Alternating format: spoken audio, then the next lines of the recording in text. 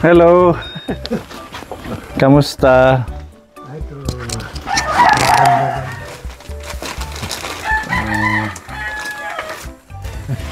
Marega kingat to kaya sa mandinuklo na lamang ko ay. Inaantay kita nung piyesta. Ingay. Bisan imahapag. Taagi aking kwarta. Na inalala ko at inabot na naman ako ng hingal eh. Hingal na naman. Oo. Pag ipihit ko, ako nahihirapan hanggang pa nga ngayon. Sige, magsalwal ka muna. Ha? Magsalwal ka muna, wala kang salwal. Dito muna ako sa labas. Antayin kita. Hindi, ito lang naman. Medyo. Nandito naman po tayo kaponi kay Tatay Bernardo sa ating pag-ayuda sa kanya buwan-buwan. Natin itong blessings ni Tita Mayang at ni ating anonymous sponsor.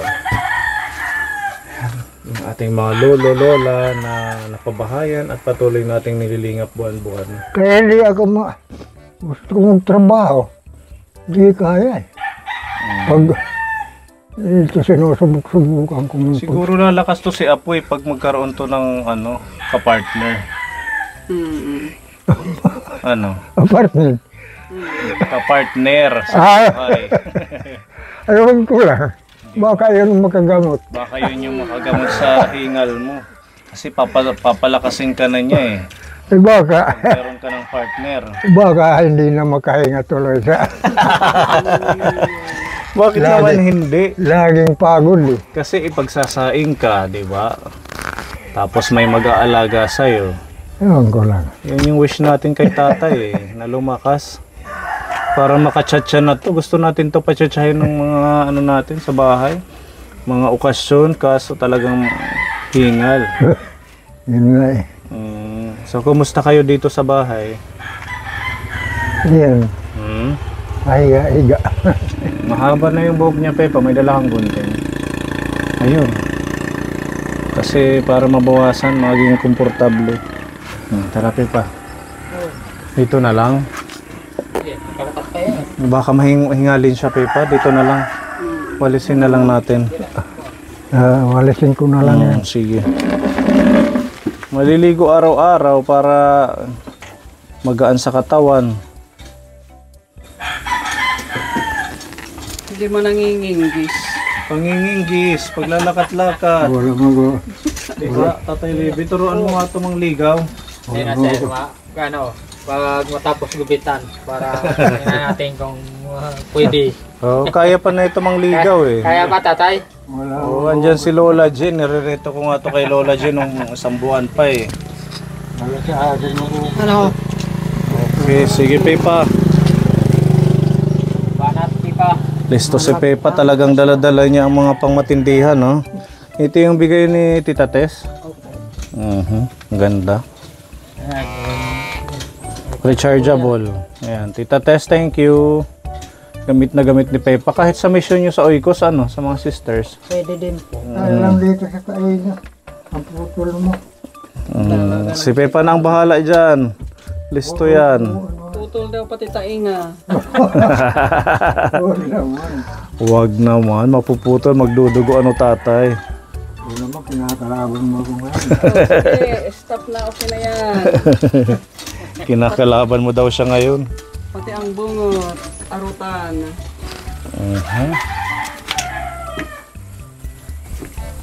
Turuan ka ni tatay, Levi manligaw mamaya.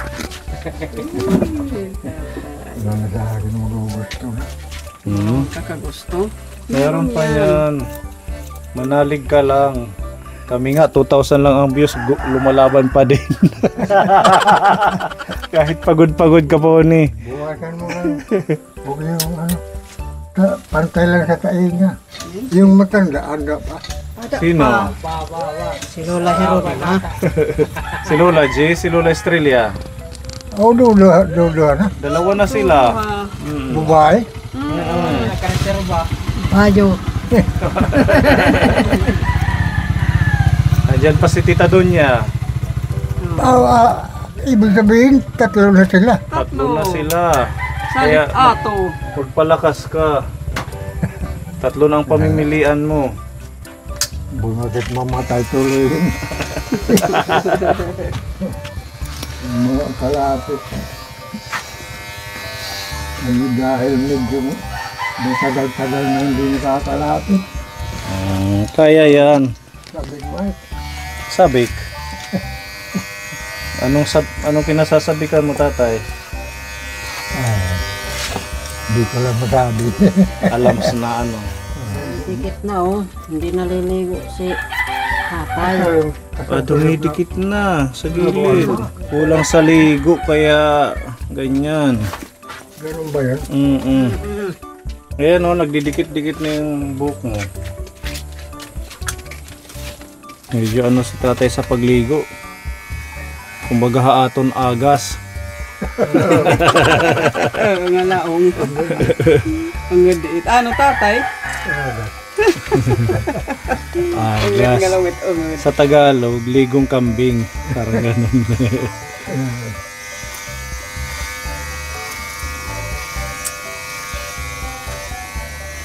Ayaw na nga umano yung pressure.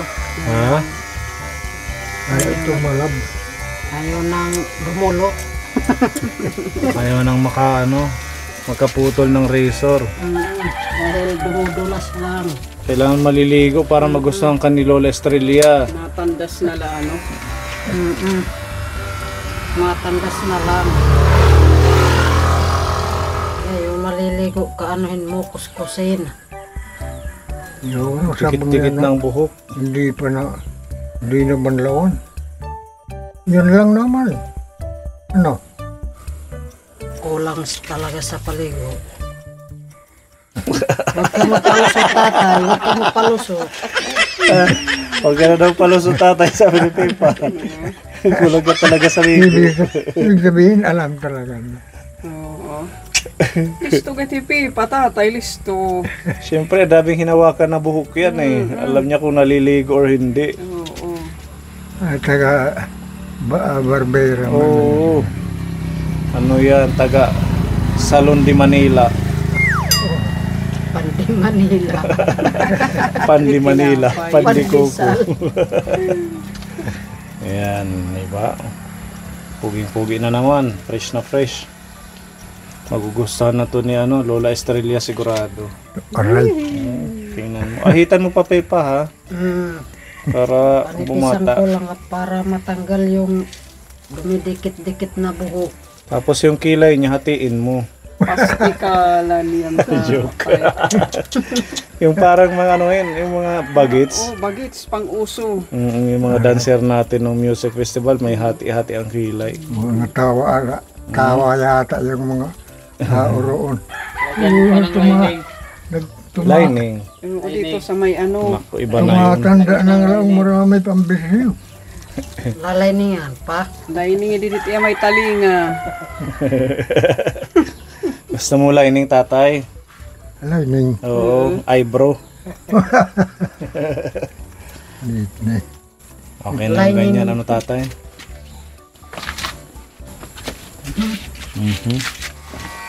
Titikan din niya at kakabay. Aras karihulay ng tikan di ba na idulong niya. Ito na ito. Dito lang ang ako.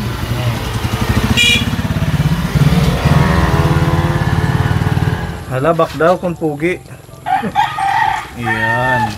Kulaw. Mukha na siyang bagets. Aray. Kailan pala ang birthday nyo?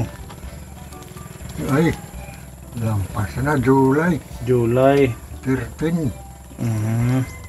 Ilang taon na ho kayo ng July? 78 ako ngayon. 78. Hindi natin na-celebrate ng July yung birthday mo? Hindi. Oo, ayan. Si Tita Donna, sabi niya na i-celebrate natin yung birthday mo ngayong araw. Kahit late man, ng ilang buwan. At least, masiselebrate natin. Nagbigay siya ng pagmamahal, pambili ng cake at saka pansit. Ayun yung ating pagsasalo-saluhan. Ayan. Happy birthday, Tatay Bernardo from Tita Donna. Wow. Wow. Napawaw siya.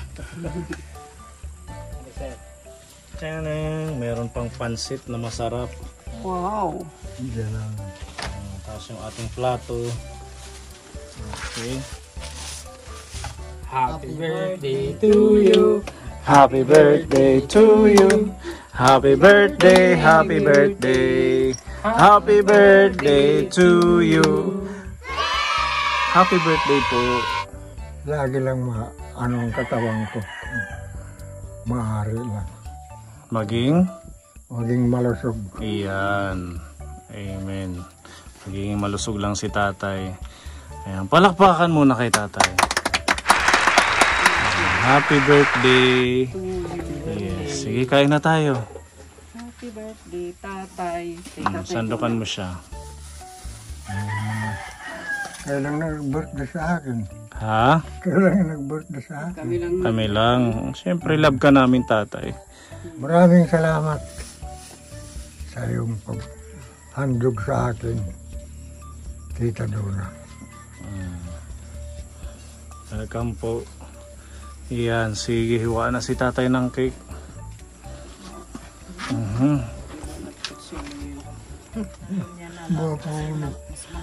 Papagurin mo ako eh.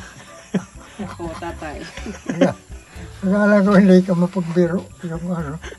Hindi ako nagbibiro eh. Pagbiro ka. Kailangan happy lang tayo. Oo. Di ba, tatay? Happy. Okay. Sige, kain na. Hindi. Salamat, Tita Donna, sa pa-birthday. Thank you, Tita Donna. Sa papansit. Di ka nag-hiti ilog siguro at mga 5 ano. Eksakto lang yung mga tulong. Ha? Papatayin mo ako. Kahit yung dalawa, sasabihin ko, pahinga muna tayo.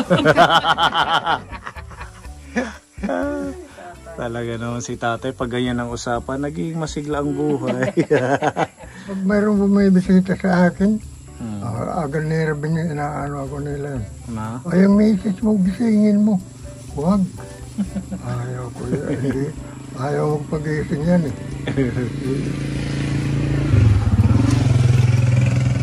Pag nag-aano, inaano ko naman sila.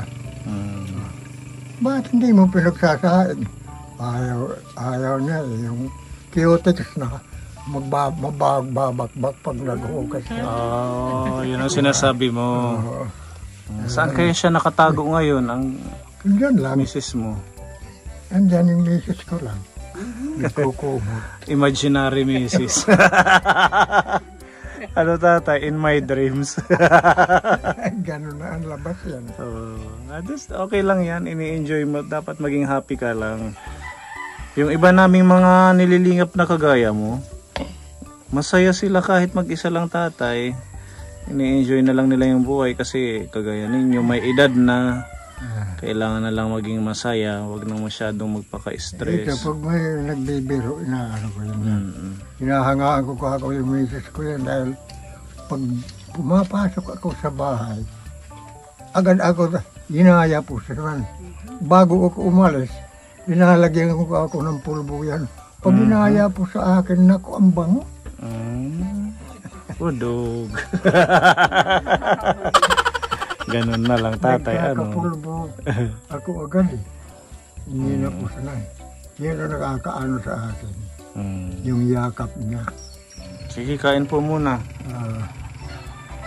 Salamat, Tita Donna. Kain tayo kaponi. Masarap ng pansit, oh. Madaming halo. Kain po tayo. Thank you po, Tita Donna.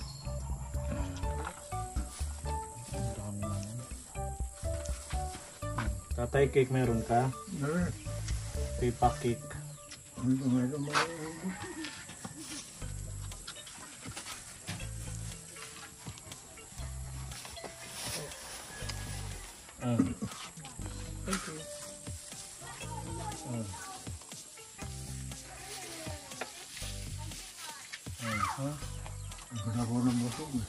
Kain tayo kaponi.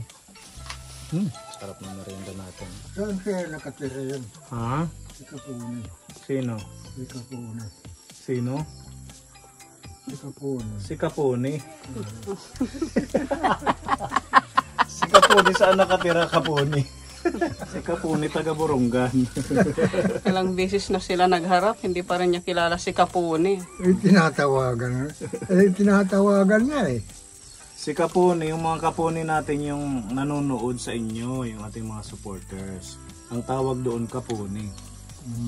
Ikaw, Kapuni ka na din kasi part ka ng ating channel.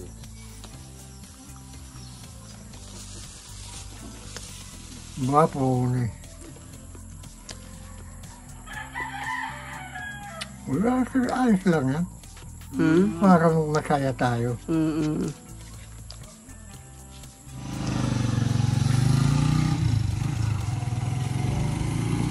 Happy birthday mo.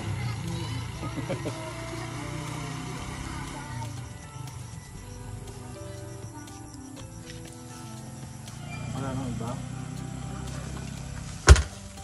Para mamayang gabi meron ka pang pagkain. Hindi pwede dalhin niya namin.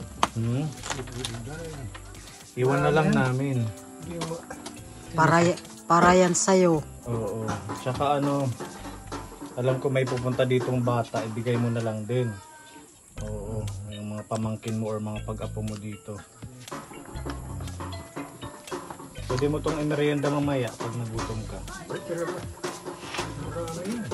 Meron tayo ditong pagmamahal galing po kay Tita Mayang. Ang ayuda ni Tatay Bernardo ngayong buwan ng September. Yan, meron mo tayo dito po na binili na 10 kilograms na bigas para sa iyo, Tatay, galing kay Tita Mayang. Tapos ang ating mga groceries, ito po, halagang 2,000 po yung binigay na pagmamahal ni Tita Mayang. Meron tayong mga pang snacks dyan. Ito ay sabon pang laba mo.